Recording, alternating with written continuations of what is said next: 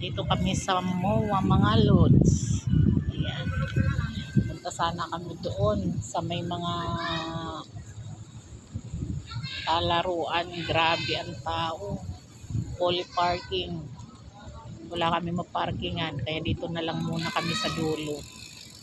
Ayan. Ang daming tao. Nagbibideo sana ako kaya pumunta kami ngayon dito eh. Sayang naman yung oras, wala akong ginagawa. Ayan.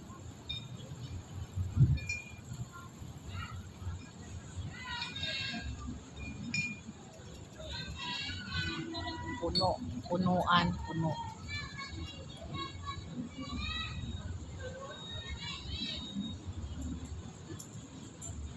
Dito na lang kami sa may likod ng sa dulo.